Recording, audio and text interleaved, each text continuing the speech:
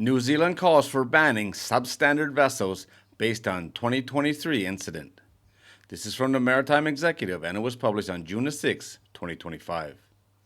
Maritime investigators in New Zealand are calling for the banning of substandard ships from the country's water to avoid potential disasters. In the wake of the release of the final report on the near catastrophic incident involving the container ship Shilling, which twice had to be rescued and towed back into port in 2023, the investigators are saying that New Zealand can take a cue from Australia and ban substandard ships. The Transportation Accident Investigation Commission, or TAIC, contends that the Singapore registered ship, which had a notorious history of mechanical problems, should never have been allowed in New Zealand waters.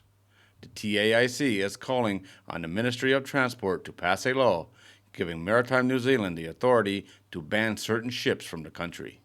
The Australian Maritime Safety Authority has the powers which it has repeatedly utilized in banning ships deemed unsafe.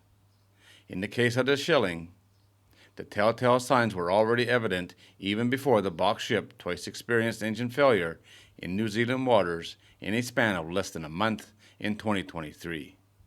Evidence pointed to the fact that the ship was a disaster waiting to happen as early as 2018, when she was classified as a high-risk vessel under the Tokyo Port State Control statutes. In 2020, a year after Shilling Navigation purchased the vessel and tapped Asian Alliance Ship Management as its operator, providing liner service between New Zealand and ports in Asia, inspections in Russia, China, and Chile detected 19 deficiencies in 5 port state inspections. The same happened in New Zealand, where Maritime New Zealand had issued 16 deficiencies against the ship during 3 port state inspections between March of 2022 and March of 2023, with the last one coming just a month before the first major incident. It is also emerging that twice in February of 2022 and July of 2022, the Shilling suffered engine failure while arriving and departing the port of Wellington. The Commission found that the Shilling had a history of deficiencies and that it's virtually certain the ship wasn't seaworthy while it was in New Zealand. Owing to its troubled history, it was just a matter of time before a serious incident could occur. It didn't take long for the 269-meter or 965-foot ship built in 2005 with a capacity of 5,117 TEU to experience its first major incident. On April 15, 2023, the Shilling was under pilotage in Wellington. Just after initiating a turn into the Wellington Harbor entrance channel, the vessel suffered a blackout that caused the main engine to stop.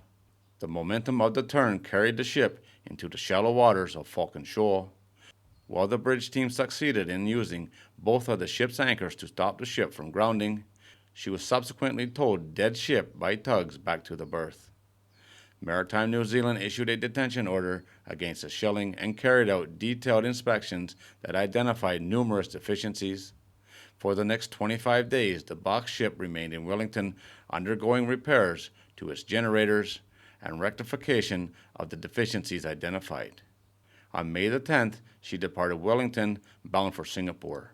Normal operational standards entail that while the vessel is in port, any accumulation of oily water must be stored in tanks for later controlled discharge away from any coastline.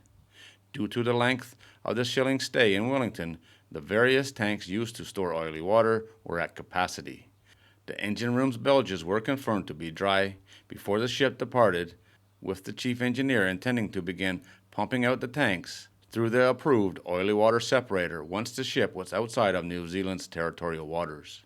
But due to adverse weather conditions for the Tasman Sea, the master decided to take shelter near the New Zealand coastline and wait for about 36 hours for the weather to abate. At about 11 p.m. on May the 11th, she departed the sheltered waters bound for Singapore. Before the engineers had been able to begin pumping out the oily water holding tanks, additional oily water that had been produced while the ship remained in sheltered waters had filled the engine room bilges and began accumulating on the engine room top tank. While the ship entered the Tasman Sea, it began rolling. and the free water on the tank top entered the void under the main engine sump, where 3 rubber diaphragms were located. The fact that all 3 rubber diaphragms deteriorated with age allowed the bilge water to enter the lube oil tank, causing the lube oil pumps to lose pressure and the main engine to stop. New Zealand's inspectors later concluded the diaphragms have gone uninspected for years. Given the contamination of the lube oil tank, engineers were unable to restart the main engine. Without propulsion, she settled beam onto the waves and began rolling heavily. At 8:28, the master radioed the New Zealand Maritime Operations Center and requested tow assistance. At 10:56, due to continued heavy rolling, the master made a mayday call and tow vessels responded, managing to rescue the container ship to the sheltered waters of Golden Bay and eventually back in Wellington. For the next 45 days, she remained in Wellington undergoing surveys and repairs to the main engine, further repairs to the generator in connection with the first incident, and repairs to several other systems identified as substandard. On July the 7th, the ship was finally allowed to depart New Zealand for Singapore. In both incidents, there were no injuries reported for the ship's 24 crew or environmental pollution. Following the release of the final report, TAIC had gone ahead and issued several recommendations, key of which is banning substandard vessels from New Zealand's waters. I've said many times that Australia has the right idea with banning ships and that other countries should follow their lead. I will say that most ships that get banned, it's only for a short period of time, maybe 1 or 2 years, it all depends, and then they're allowed back in. But it does send a pretty strong message, that's for sure. This ship has since been renamed. Again, she's had a lot of names in her life and currently underway on her way to Africa. I don't know where she was coming from, but she's doing 16.6 knots right now, and she's on her way to Africa. So she's back in business doing what she does. They got really, really lucky here. She could have gone aground twice, and the second time was in bad weather. Just think of everything that could have gone wrong there. We all know what happens when one of these ships go aground. It normally don't end well. All right, guys, there it is. As always, thanks for watching. If you're new here and you like these kind of videos, don't forget to subscribe before you leave, and I'll see you on the next one.